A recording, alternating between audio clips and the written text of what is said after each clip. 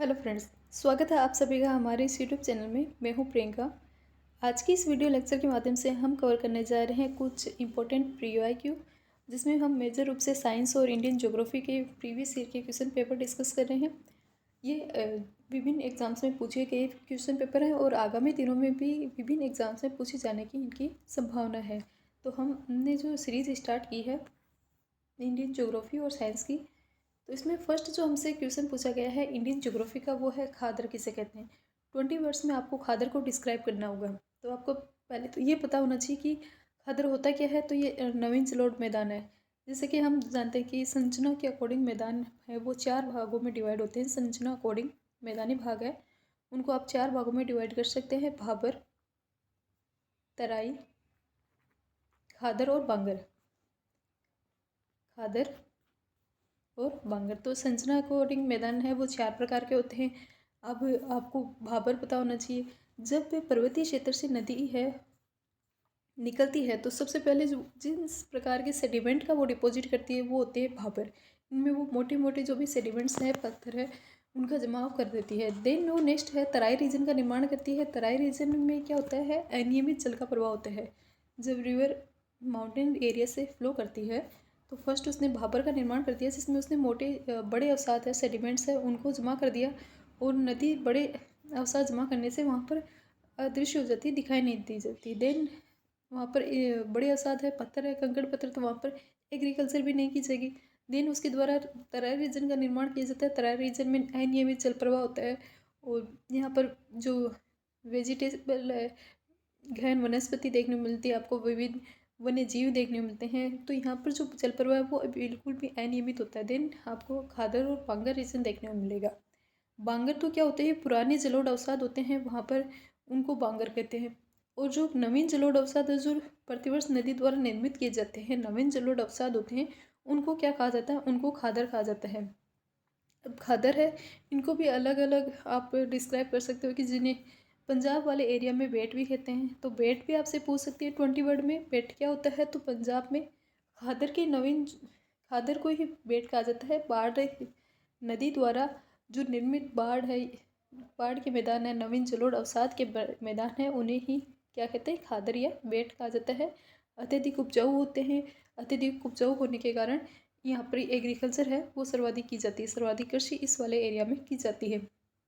Then आप के पास फिर भी आपके पास वर्ड्स नहीं बचते तो आप यहाँ पर क्या लिख सकते हो।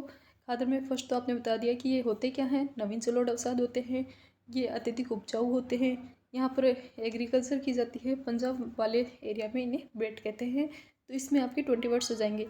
इसके अलावा आप NCERT में जो ढाया या फिर धाया दिया हुआ है वो उसको भी लिख सकते हैं।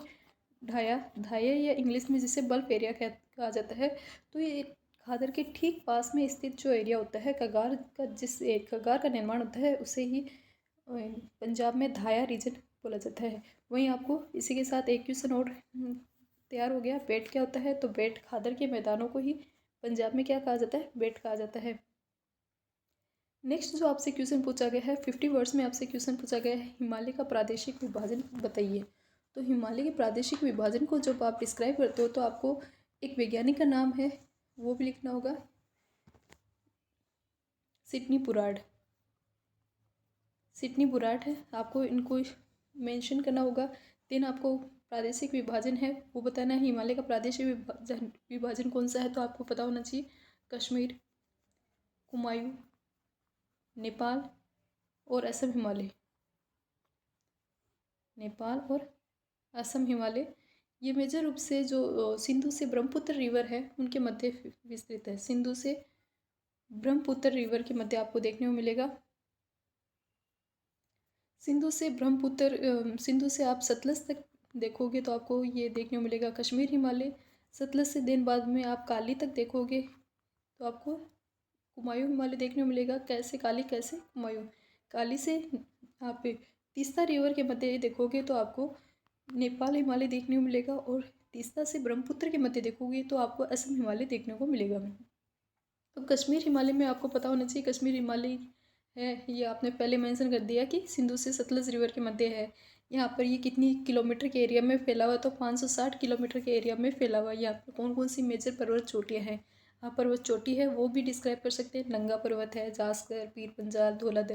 तो इस प्रकार जो मेजर पर्वत चोटियाँ हैं वो आपको इसकी डिस्क्राइब करनी होगी। रिवर मेंशन कर दी। देन आप कुमायूं हिमालय को डिस्क्राइब कर दो कि सतलज और काली रिवर के मध्य क्या है, कुमायूं हिमालय है। और यहाँ ये 320 किलोमीटर के एरिया में फैला हुआ है। कौन सी ऊंची पर्वत चोटी है, जैसे कि नंदा देवी है। और जो मेजर अपने तीर्थ स्थल है, गंगोत्री, यमुनोत्री, केदारनाथ, बद्रीनाथ, तो आप इसे मेंशन कर सकते हो। थर्ड आपको देखने को मिलेगा नेपाल हिमालय। नेपाल हिमालय है वो काली से तीस्ता रिवर के मध्य फैला हुआ है। काली से तीस्ता के मध्य नेपाल हिमालय है। कितने किलोमीटर के एरिया में है, 800 किलोमीटर के एरिया में है। हाईएस्ट पीक आपको देखने को मिलेगी माउंट एवरेस्ट, जो नेपाल, सिक्किम और वेस्ट बंगाल वाले एरिया में, उस साइड में ये नेपाल हिमालय वो आपको देखने को मिलेगा नेका। और इसके अलावा यहाँ की सर्वोच्च श्रेणी है, यहाँ ये कम ऊंचाई वाली है। तो इस प्रकार आप इसे नेपाल हिमालय को डिस्क्राइब कर सकते हो। देन आपको असम हिमालय डिस्क्राइब करना है। 720 किलोमीटर के एरिया में फिलहाल असम हिमालय। और यहाँ के हाईएस्ट पीक आप बता सकते हो नामचा बरवा, जो चाइना में लोकेटेड है, नामचा बरवा। इसके अलावा आप पोहनरी, कांगटो, इस प्रकार की जो भी पर्वत चोटियाँ हैं उनको भी आप डिस्क्राइब कर सकते हो। तो 50 वर्ड्स में ये काफ़ी मटेरियल आपके पास है। तो प्रादेशिक विभाजन आपको इसमें डिस्क्राइब करना है। और जो प्रादेशिक विभाजन में आपको कश्मीर, कुमायूं, नेपाल और असम हिमालय के संदर्भ में लिखना है। देन आपको बताना है हिमालय की उत्पत्ति के सिद्धांत को बताना है। अब आपसे पूछा गया हिमालय की उत्पत्ति के संबंध में विस्तार पूर्वक टिप्पणी। 100 वर्ड्स में ये क्वेश्चन पूछा गया। तो आपको इसमें आपको दोनों जो थ्योरी है, एक तो कोबर की भूसन्नति वाली थ्योरी और दूसरी प्लेट टेक्टोनिक वाली थ्योरी है, उसको पूरे डिस्क्राइब करना होगा। अब जब आप हिमालय की उत्पत्ति के संदर्भ में बताते हो तो आपको एक हिमालय के रिगार्डिंग डायग्राम भी बना देना है, इंडियन डायग्राम बनाना है, इंडिया का मैप बनाना है। और उसके बाद में आपको हिमालय वाला एरिया है वो डिस्क्राइब कर देना है। फिर आप इसमें बता सकते हो कि हिमालय की उत्पत्ति के संदर्भ में हमारे पास दो थ्योरी है। एक तो है कोबर की भूसन्नति वाली थ्योरी, दूसरी हमारे पास जो थ्योरी है वो है प्लेट टेक्टोनिक थ्योरी। तो आप इसमें बता सकते हो कोबर की भूसन्नति थ्योरी। तो इसके बाद में आप पास में वो डायग्राम बना सकते हो कि किस प्रकार से इसका फॉर्मेशन हुआ 7 करोड़ वर्ष पूर्व। जिस प्रकार से ये पूरी थ्योरी है वो आपको डिस्क्राइब करनी होगी। जैसे कि भूसन्नति के माध्यम से इसका 7 करोड़ वर्ष पूर्व यहाँ पर ये निर्माण हुआ है। पहले यहाँ पर कौन सा था, तैतीस सागर था। देन बाद में भूसन्नति आपको डिस्क्राइब करनी होगी कि यहाँ पर ये 33 सागर था। इस 33 सागर में नदियों के द्वारा जो लाए गए सेडिमेंट है वो डिपॉजिट होते गए और फिर ये भूसन्नति है, यहाँ पर दबाव बनने लगा। ये दबाव बना तो यह जो अगर भाग थे इनमें, इनके दबाव से ये वलन वाला एरिया है वो डेवलप होने लगा और हिमालयन पर्वत है इनका निर्माण हुआ है।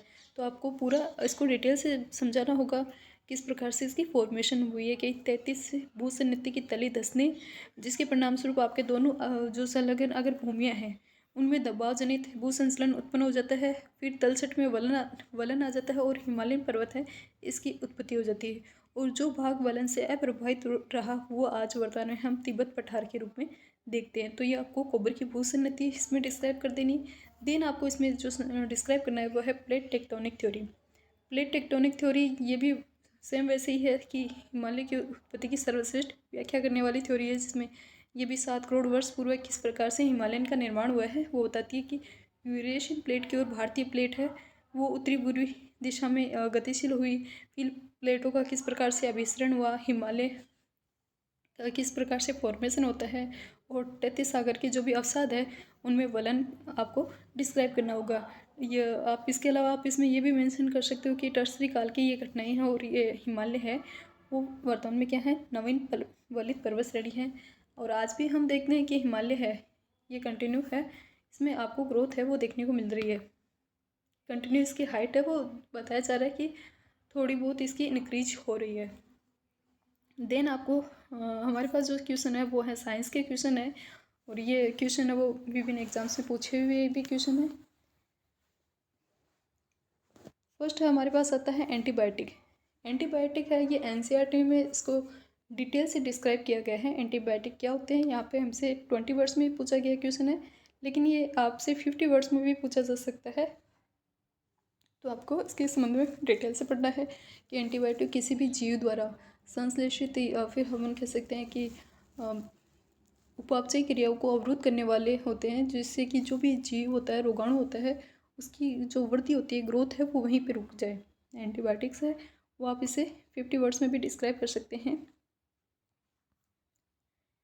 कि एंटीबायोटिक्स प्रतिजैविक हैं। इनकी खोज किस प्रकार से हुई, तो इनकी हिस्ट्री आप 50 वर्ड्स में जब आपसे पूछा जाता है तो आप 1 या 2 लाइन में आप इसकी हिस्ट्री डिस्क्राइब कर सकते हैं कि पॉल एहरलिख है, उनके द्वारा संश्लेषित सल्फा औषधियाँ, यानी संश्लेषित है तो मतलब कि किसी लैब में बनी है, तो संश्लेषित सल्फा औषधियाँ हैं, इनकी खोज की थी उनके द्वारा 1908 में। आर्सेफेमिन या फिर सेल्वर्सन नामक दवाई है, इसका निर्माण किया गया था, जो सिफिलिस के इलाज में यूज़ की जाती थी। इसमें कुछ कमियां थी, तो उन्होंने प्रोंटोसिल जो दवाई है उसका निर्माण किया था 1932 में। और सल्फोनामाइड भाग द्वारा ये क्रियाशील है, सल्फोनामाइड भाग है उसके द्वारा ये जो प्रोंटोसिल दवाई है वो क्रियाशील है। देन यहाँ पर जो इसका एंटीबायोटिक की हिस्ट्री जब आगे बढ़ती है तो अब नाम आता है अलेक्जेंडर फ्लेमिंग का। अलेक्जेंडर फ्लेमिंग वो व्यक्ति है जिन्होंने प्राकृतिक नेचुरल जो एंटीबायोटिक है इसकी खोज है वो की थी। और नेचुरल जो एंटीबायोटिक उन्होंने खोजी थी वो एक फंगस थी, पेनिसिलियम नोटेटम। इस पेनिसिलियम नोटेटम में उन्होंने इस एंटीबायोटिक को खोजा है और इस एंटीबायोटिक का उन्होंने नाम दिया है पेनिसिलिन। वर्तमान में हम देखते हैं पेनिसिलिन काफ़ी सबसे मैक्सिमम यूज़ की जाने वाली एक है। तो इस एंटीबायोटिक है, इसकी आप हिस्ट्री अगर आपसे 50 वर्ड्स में पूछा जाता है तो डिस्क्राइब कर सकते हैं। और देन हम देखते हैं कि एंटीबायोटिक्स के टाइप्स कौन कौन से होते हैं। एंटीबायोटिक्स है वो 2 टाइप्स के होते हैं। एक तो होते हैं आपके जीवाणुनाशी बैक्टीरियोसिडिल, एक होते हैं जीवाणुरोधी बैक्टीरियोस्टेटिक। 2 टाइप्स की एंटीबायोटिक्स होती हैं। आप इसमें एग्जाम्पल भी लिख सकते हैं कि जो बैक्टीरियोसिडिल है, जीवाणुनाशी हैं, वो कौन कौन सी हैं। पेनिसिलिन इसमें नाम आता है। पेनिसिलिन क्या है, नेचुरल है। एमिनोग्लाइकोसाइड है, ऑफ्लॉक्सिन है, स्ट्रेप्टोमाइसिन है। तो स्ट्रेप्टोमाइसिन, ऑफ्लॉक्सिन, एमिनोग्लाइकोसाइड और पेनिसिलिन, ये है बैक्टीरियोसिडिल एंटीबायोटिक। दूसरी जो एंटीबायोटिक होती है वो होती है बैक्टीरियोस्टेटिक यानी कि जीवाणुरोधी एंटीबायोटिक। इसके एग्जाम्पल आप लिख सकते हैं ट्रेटासाइक्लिन, इरिथ्रोबाइसिन, क्लोरोरेम्फोनिकोल, सल्फा ड्रग्स हैं। इसके अलावा टेक्टर से आप इसको याद कर सकते हैं। टेट्रा यानी टेक्टर, साइक्लिन, ट्रेटासाइक्लिन, इरिथ्रोमाइसिन, क्लोरोरेम्फोनिकोल और सल्फा ड्रग्स, ये क्या है, बैक्टीरियोस्टेटिक जो एंटीबायोटिक्स हैं।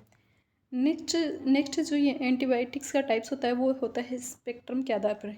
स्पेक्ट्रम के आधार पर जो एंटीबायोटिक होती है वो 3 टाइप की होती है, ब्रॉड स्पेक्ट्रम, नैरो और लिमिटेड स्पेक्ट्रम। हम जानते हैं कि जो भी बैक्टीरिया होते हैं वो 2 टाइप से, gram positive, gram negative. Gram positive जो किसी विशेष प्रकार का कलर आपको देता है वो ग्राम पॉजिटिव होता है। जैसे कोविड वाले में पॉजिटिव नेगेटिव हो रहा था कि वो उसी प्रकार जो उस को के प्रति एक विशेष रिएक्शन दे रहा था, तो हमने बोला था ये पॉजिटिव है। नहीं दे रहा था, हमने बता दिया नेगेटिव है। तो जो पॉजिटिव और नेगेटिव दोनों प्रकार के जीवाणुओं के विरुद्ध काम करता है वो होती है ब्रॉड स्पेक्ट्रम। और इसमें आप एग्जाम्पल लिख सकते हैं एम्पीसिलिन और एमिनोक्सिसिलिन, एम्पीसिलिन और एमोक्सिसिलिन। दूसरा होते हैं नैरो स्पेक्ट्रम या तो वो पॉजिटिव के विरुद्ध काम करेगी या फिर नेगेटिव। ब्रॉड तो पॉजिटिव और नेगेटिव दोनों के विरुद्ध कार्य कर रही थी। नैरो स्पेक्ट्रम या तो पॉजिटिव के विरुद्ध कार्य कर रही है या फिर नेगेटिव के विरुद्ध। और इसमें आप एग्जाम्पल लिख सकते हैं पेनिसिलिन जी। 3 टाइप्स की जो होती है वो होती है लिमिटेड स्पेक्ट्रम, केवल एक विशेष प्रकार के रोगाणु है उस पर ही प्रभावी होती है लिमिटेड स्पेक्ट्रम। इसके अलावा आपसे सल्फर ड्रग्स के संबंध में 20 वर्ड्स में पूछा जा सकता है, तो आपको ये भी पता होना चाहिए सल्फर ड्रग्स क्या है, कौन कौन से इसके यूज़ किए जाते हैं, कौन से जो भी उपचार है, रोग हैं, उनके उपचार में इसका यूज है वो किया जाता है। तो सल्फर ड्रग्स है वो सल्फोनाइड है या इसके व्युत्पन्न है, उनको ही सल्फर ड्रग्स बोलते हैं। इसके आप एग्जाम्पल लिख सकते हैं सल्फाडाइजिन, सल्फापिरिडीन, सल्फाथाइजोल, इस प्रकार के एग्जाम्पल मेंशन कर सकते हैं। कौन से रोगों के उपचार में यूज़ किया जाता है, तो स्ट्रेप्टोकोकाई बैक्टीरिया के संक्रमण होता है तो उस रोगों के उपचार के लिए आप सल्फा ड्रग्स का यूज़ है वो करते हैं। इसी के साथ आपको पेनिसिलिन के संदर्भ में भी देख सकते हो आप पेनिसिलिन क्या होती है। तो पेनिसिलिन वर्तमान में हम जानते हैं ये क्या होती है, बैक्टीरियोस्टेटिसिडिल होती है। पेनिसिलिन है तो एक लाइन तो आप इसी से लिख सकते हो कि ये बैक्टीरियोस्टेटिल है। दूसरे आप इसमें बता सकते हो कि वर्तमान में 6 प्रकार के नेचुरल रूप से पेनिसिलिन है वो प्राप्त की जा चुकी है, 6 प्रकार की। इसके यूज़ आप देख सकते हो, निमोनिया के इलाज में यूज़ किया जाता है, ब्रोंकाइटिस के इलाज में यूज़ किया जाता है, आपकी संवेदनशीलता है उसकी जांचने में इसका यूज है वो किया जाता है। एग्जाम्पल लिख सकते हो पेनिसिलिन जी, जिस प्रकार एक नवीन है, नैरो स्पेक्ट्रम है पेनिसिलिन जी। और इसी के अलावा हमने ब्रॉड स्पेक्ट्रम में इसके एग्जाम्पल देखे थे, वही आप यहाँ पर लिख सकते हो कि एम्फीसिलिन, एमोक्सीसिलिन। नेक्स्ट जो है वो है स्ट्रेप्टोमाइसिन, टेट्रासाइक्लिन, क्लोरोरेम्फोनिकोल। तो ये आपको एंटीबायोटिक्स है, आपको एनसीईआरटी से डिटेल है वो रीड करना होगा।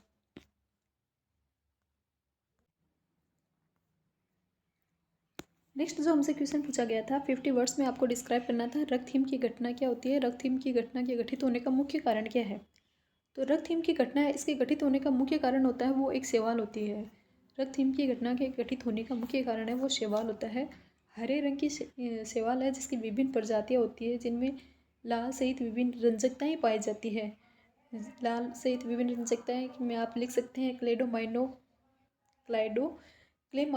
क्लेमाइडोमोनास, क्लेमाइडोमोनास से आप इसका डिस्क्राइब कर सकते हैं, क्लेमाइडोमोनास।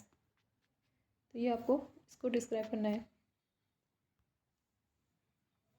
तो हरे रंग की शैवाल है जिसकी विभिन्न प्रजातियाँ होती है और जिनमें लाल सहित विभिन्न रंजकताएँ होती हैं। एग्जाम्पल में आप क्लेमाइडोमोनास या फिर निवालिस का एक कोशिकीय लाल रंग का संश्लेषक है, इसका एक आप एग्जाम्पल लिख सकते हैं, जो प्रकाश संश्लेषण की प्रक्रिया से जब गुजरती है, प्रकाश संश्लेषण की प्रक्रिया से गुजरते वक्त वो बर्फ आइस है उसको लाल रंग के दाग दे जाती है। इस प्रकार की घटना को ही हम क्या कहते हैं, रक्तहीम की घटना कहते हैं। ये 2020 की एग्ज़ाम में क्वेश्चन पूछा गया था किसी जो अपने RSMB या फिर RPSC एग्ज़ाम देती हैं, कंपटीशन एग्ज़ाम्स, उनमें ये कमांडेंट की एग्ज़ाम में क्वेश्चन पूछा गया था रक्तहीम की घटना। तो ये आपको पता होना चाहिए। नेक्स्ट जो हम क्वेश्चन देख रहे हैं वो है पदार्थ की अवस्था। हमारा जो टॉपिक था स्टेट ऑफ मैटर, उसमें से ये है आपको 100 वर्ड में इसको डिस्क्राइब करना है। स्टेट ऑफ मैटर्स है क्या, कौन कौन सी हैं। तो इसमें आपको तीनों स्टेट्स ऑफ मैटर है वो डिस्क्राइब करनी है, जैसे कि ठोस, द्रव और गैस। आपको तीनों बताना है इनमें क्या क्या अंतर है और इनकी क्या क्या विशेषताएं हैं। जैसे कि अणुओं के मध्य स्थान के अकॉर्डिंग आप इनमें अंतर बता सकते हो कि ठोस में अणुओं के मध्य जो स्थान होता है वो मैक्सिमम होता है, वहीं गैस में क्या होता है, मिनिमम होता है, और लिक्विड में क्या होता है, इन दोनों के बीच का होता है कि ठोस से तो कम अणुओं के मध्य स्थान होता है और गैस से अधिक अणुओं के मध्य स्थान होता है। सेकेंड आप इसमें बता सकते हो, वो बता सकते हो आप अंतराण्विक आकर्षण बल, अंतराणु आकर्षण बल आप इसमें डिस्क्राइब कर सकते हो। फर्स्ट आपने अणुओं के मध्य स्थान को डिस्क्राइब किया है कि किस में ज़्यादा होता है किस में कम होता है। गतिज ऊर्जा के आपके अकॉर्डिंग आप बता सकते हो, या फिर आकार आयतन के अकॉर्डिंग है, आयतन और आकार इसके अकॉर्डिंग आप डिस्क्राइब कर सकते हो ठोस, द्रव और गैस। हमने देखा था अणुओं के मध्य स्थान ठोस में मैक्सिमम, गैस में मिनिमम होता है।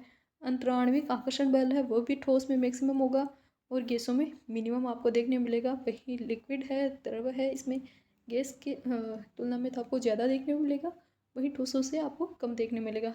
जो सॉलिड मटेरियल होता है, सॉलिड मैटर से आपको इसमें कम देखने मिलेगा। आकार और आयतन, जो ठोस होते हैं, सॉलिड मैटर होते हैं, इनका आकार आयतन निश्चित होता है, एक परमानेंट शेप होती है गैसों की। और जो आपके लिक्विड होता है, गैस और लिक्विड है, इनके आकार, इनका आयतन है वो अनिश्चित होता है, पात्र के अकॉर्डिंग वो चेंज होता रहता है। दूसरा हमने देखा अंतराण्विक आकर्षण बल, ये भी हमने देख लिया, अणुओं के मध्य स्थान देख लिया। एक हम रह गया गतिज ऊर्जा। तो गतिज ऊर्जा है वो ठोस होता है, सॉलिड मैटर होता है, उसमें मिनिमम होती है। ठोस है, सॉलिड है, उसमें तो गतिज ऊर्जा मिनिमम होगी, वही आपके गैस में ये क्या होगी, मैक्सिमम होगी। गतिज ऊर्जा गैसों में मैक्सिमम पाई जाती है, लिक्विड में गैस से कम और ठोस से ज़्यादा आपको गतिज ऊर्जा है वो देखने को मिलेगी। इसके अलावा आप अदर जो भी डिफरेंस है, विशेषता है, वो भी डिस्क्राइब कर सकते हैं। सॉलिड के 2 टाइप्स भी आप डिस्क्राइब कर सकते हैं, क्रिस्टलीय ठोस, क्रिस्टलीय ठोस। तो आप इसमें डिटेल से बता सकते हैं। क्रिस्टलीय ठोस को भी आप डिस्क्राइब कर सकते हैं कि क्रिस्टलीय ठोस क्या होते हैं। सभी कण जिनमें व्यवस्थित होते हैं, अक्रिस्टलीय जिनमें सभी कण व्यवस्थित नहीं होते हैं। एग्जाम्पल लिख सकते हैं। क्रिस्टलीय का एग्जाम्पल होता है रबड़, कांच, प्लास्टिक, और क्रिस्टलीय का एग्जाम्पल हीरा, ग्रेफाइट। इस प्रकार आप इसे 100 वर्ड्स में आपको ये लिखना था। तो हमने देखा ज्योग्राफी और साइंस के क्वेश्चन। आज हम देख रहे हैं हमने न्यू स्टार्ट किया है इंग्लिश का भी, हम थोड़ा बहुत प्रैक्टिस है वो करें। तो हमारे जो फर्स्ट ये क्वेश्चन पूछा गया है, ये आपकी जो फ्रेजल वर्ब्स वगैरह आती हैं तो उसके अकॉर्डिंग है। द चीफ गेस्ट विल, आपको यहाँ पर लिखना है गिव इन होगा या give away the prize. The chief guest will give in होगा या अवे द प्राइज़। तो आपका इसमें जो आंसर होगा वो होगा गिव अवे। गिव अवे का मीन्स होता है डिस्ट्रीब्यूट करना। किसी भी चीज़ को आप डिस्ट्रीब्यूट करते हो विभिन्न लोगों के मध्य। तो यहाँ पे यह होगा कि चीफ गेस्ट है, उन्होंने जो पुरस्कार है वो वितरण किए हैं, गिव अवे किए हैं। तो ये इसका आंसर होगा गिव अवे। वहीं आपको गिव इन का भी मीनिंग देख लेना है। गिव इन यानी कि सरेंडर करना, एक्सेप्ट करना। किसी भी चीज़ को आप स्वीकार कर लेते हो, सरेंडर कर देते हो, तो वहाँ पर यूज़ किया जाता है गिव इन। गिव इन वहाँ पर यूज़ किया जाता है सरेंडर के कंडीशन में कि he has give in to my view, उसने मेरे जो विचार हैं उनको एक्सेप्ट कर लिया है। या फिर जो हमारा एनिमी था, जो शत्रु था, उसने गिव इन कर दिया है लास्ट मोमेंट पे। तो इस प्रकार इससे वर्ड्स में भी आप यूज़ कर सकते हो। वहीं गिव अवे हमने देख लिया, डिस्ट्रीब्यूट करने के लिए यूज़ किया जाता है गिव अवे, यानी कि कोई भी प्राइजेज है वो आप डिस्ट्रीब्यूट करते हो तो गिव अवे यूज़ करते हैं। एक हम देखते हैं गिव अप, कि उसने गिव अप कर दिया, त्याग दिया, अबंडन। तो गिव अप त्यागने के यूज़ में सेंस में यूज़ किया जाता है गिव अप, अबंडन। एक होता है give rise to, give rise to भी होता है एक फ्रेजल वर्ब होती है गिव राइज टू, यानी कि किसी भी चीज़ का कोज होना, सजेस्ट करने के लिए भी इसको यूज़ किया जाता है। कुछ मिसअंडरस्टैंडिंग हो गई तो हो सकता है कि give rise to such conduct might give rise to misunderstanding. हमारे कुछ कंडक्ट है उसमें हमारे ये गिव राइज टू कारण हो गया, ये एक मेन कारण है ये हमारी इस मिसअंडरस्टैंड होने का। तो ये हम देख सकते हैं कुछ फ्रेजल वर्ब हमने देखी हैं। गिव इन को यूज़ करते हैं सरेंडर की स्थिति में, गिव अवे को यूज़ करते हैं डिस्ट्रीब्यूट की स्थिति में। तो ये एग्ज़ाम में क्वेश्चन पूछा हुआ है प्रीवियस ईयर के एग्ज़ाम में। और इसके साथ ही हमने give rise to, give up, ये भी हमने वर्ड्स हैं वो इस वीडियो लेक्चर के माध्यम से कवर किए हैं। नेक्स्ट वीडियो में हम फिर मिलेंगे, तब तक के लिए bye, take care, thank you. और वीडियो को लाइक शेयर बिल्कुल करें, थैंक यू।